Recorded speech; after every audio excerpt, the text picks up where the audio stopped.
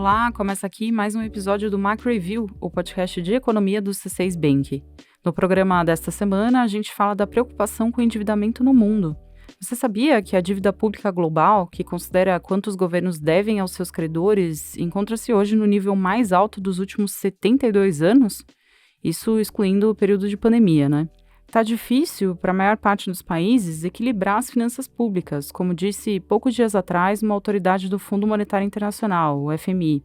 Mas o que explica tamanho endividamento? E quais podem ser os riscos para o mundo?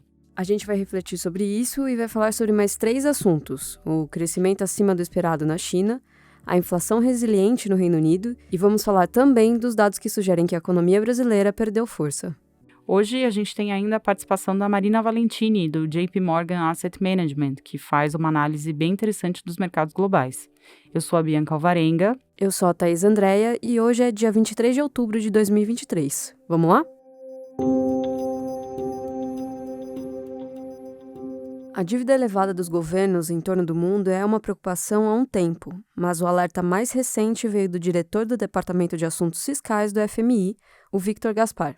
Em entrevista à imprensa estrangeira nos últimos dias, ele disse que os governos deveriam tomar atitudes mais contundentes para controlar os gastos públicos e aumentar as receitas. Se não fizerem isso, há o risco de os esforços dos bancos centrais no combate à inflação não serem tão efetivos.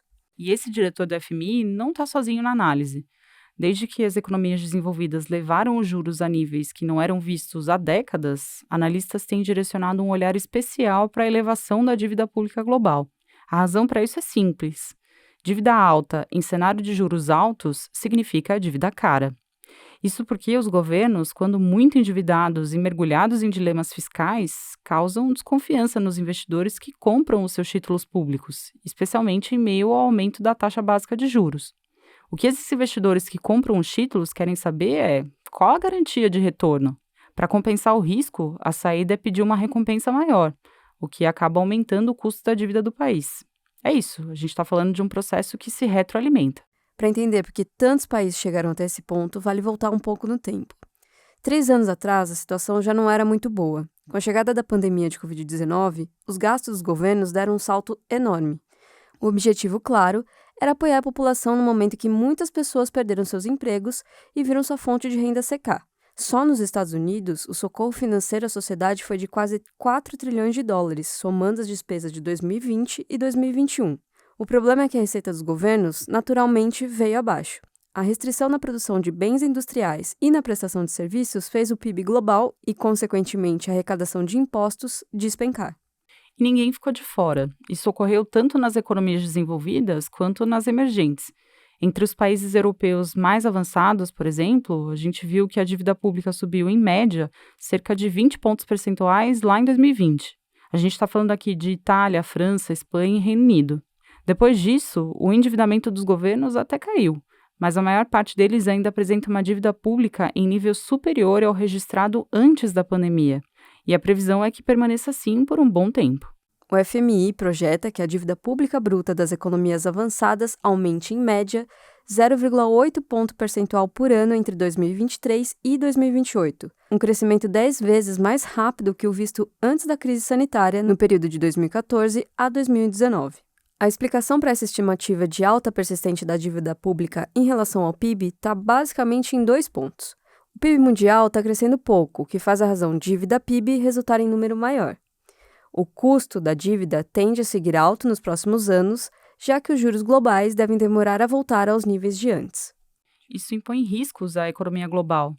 A necessidade de se endividar cada vez mais simplesmente para pagar suas dívidas acaba fazendo com que os governos deixem de investir em áreas essenciais, como saúde, educação e meio ambiente.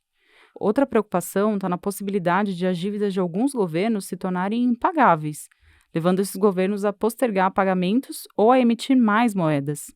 O resultado poderia ser, então, mais inflação e crise de confiança.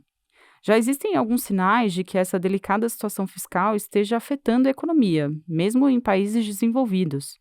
Vou citar aqui, por exemplo, a alta recente dos juros dos títulos longos de dívida dos Estados Unidos, que pode estar relacionada, em parte, ao elevado déficit público do país, ou seja, ao fato de o governo americano ter cada vez mais receitas que não são suficientes para cobrir as despesas.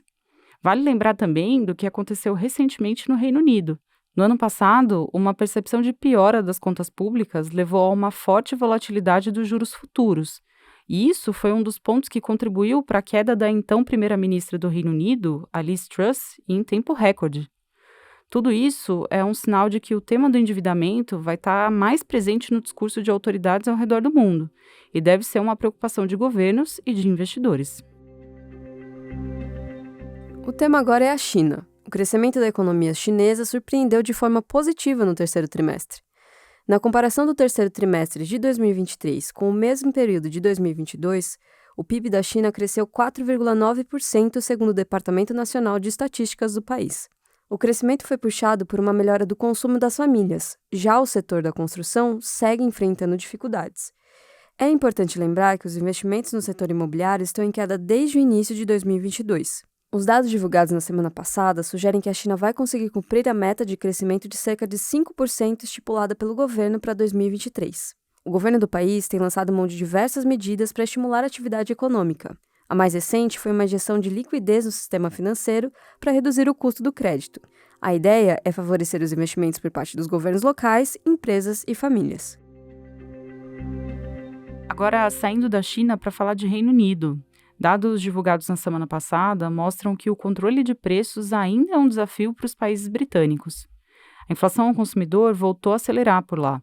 Tanto o índice cheio quanto o núcleo do CPI, que exclui alimentos, energia, álcool e tabaco, que são itens mais voláteis, tanto o índice cheio quanto o núcleo subiram 0,5% em setembro. Em 12 meses, o núcleo da inflação registra alta de 6,1%, frente a uma meta de 2% a ser cumprida pelo Banco da Inglaterra. Os preços de bens não são mais uma preocupação no Reino Unido, mas a inflação de serviços continua resiliente, impulsionada por um mercado de trabalho ainda forte. Dito tudo isso, apesar de ainda estar em um nível muito elevado, a inflação do Reino Unido não surpreendeu o Banco da Inglaterra. Além disso, o mercado de trabalho está perdendo fôlego na região, ainda que bem aos poucos.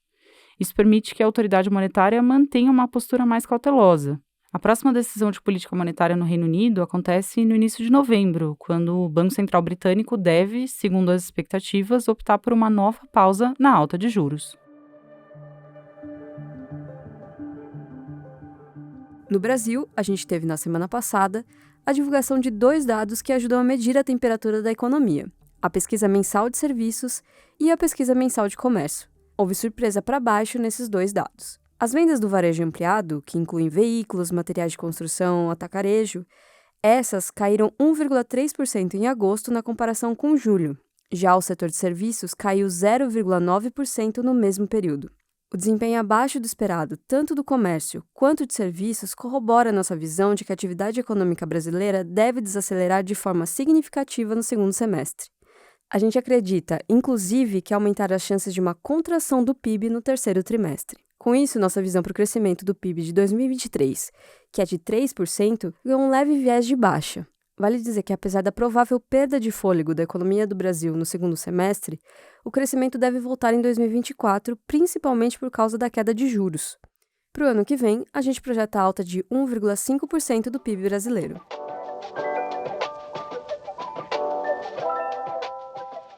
Agora a gente passa para o quadro Mercados Globais. É o espaço em que a Marina Valentini, estrategista do JP Morgan Asset Management, analisa o movimento dos mercados lá fora e a forma como os investidores estão recebendo as notícias do campo econômico. Hoje, a Marina vai analisar como os investidores receberam os dados de crescimento maior que o esperado da China. Será que esses últimos números afastam de vez o receio de que o PIB chinês poderia não atingir a meta de crescimento de 5%? Vamos ouvi-la. O PIB do terceiro trimestre da China foi melhor que o esperado, né? Ele cresceu acima do que o mercado estava esperando e demonstrou que se a China continuar crescendo nesse ritmo, 4,9% que a gente viu nesse último terceiro trimestre, talvez ela consiga, sim, essa meta de 5% de crescimento que o governo colocou para 2023. A gente acha que a China está em um bom caminho para conseguir essa meta. O consumidor continua forte, a gente está vendo uma melhora na produção industrial, mas realmente o que continua preocupando é o setor imobiliário. A gente continua vendo a construção de casas caindo, os preços de casas também ainda não se estabilizando. Então, esse tem sido um assunto que afeta muito a confiança, tanto do consumidor quanto do investidor. Então, apesar desses dados econômicos positivos que saíram para setembro, para o terceiro trimestre também, o mercado se concentrou mais nas más notícias do setor imobiliário, principalmente também da construtora chinesa Country Garden. Então, os mercados chineses, apesar dessas boas notícias de dados, caíram mesmo assim 4% na semana passada. Então, aqui o nome do jogo é paciência, né? Paciência para ver quando essas diversas medidas de estímulo que o governo chinês já tomou, quando que elas vão entrar em ação para melhorar a confiança e principalmente para que o mercado volte a investir nas ações chinesas com um pouco mais de convicção. A Marina também conta como estão as expectativas para a decisão de juros do Fed, lembrando que a próxima reunião do Banco Central Americano já acontece na semana que vem.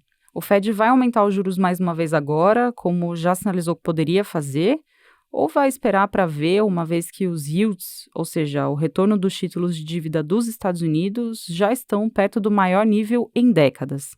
A Marina comenta como está o termômetro dos investidores por lá. Eu acho que a grande pergunta agora, com esse aumento dos yields que a gente tem visto, é que será que o aperto das condições financeiras que vemos graças a esse aumento dos yields não fará parte do trabalho extra para o Fed de esfriar a economia de maneira adicional? Então, será que com esses aumentos de juros a gente não vai ser necessário para a gente ver outro aumento de juros pelo Fed? Então, acho que o mercado está tentando responder essa pergunta. E a gente teve uma dica bem interessante do Powell semana passada, teve o discurso do Powell na frente do Clube de Economia de Nova York, um grande destaque da semana passada, onde o Powell se manteve firme na mensagem que o Fed continua dependente de dados econômicos.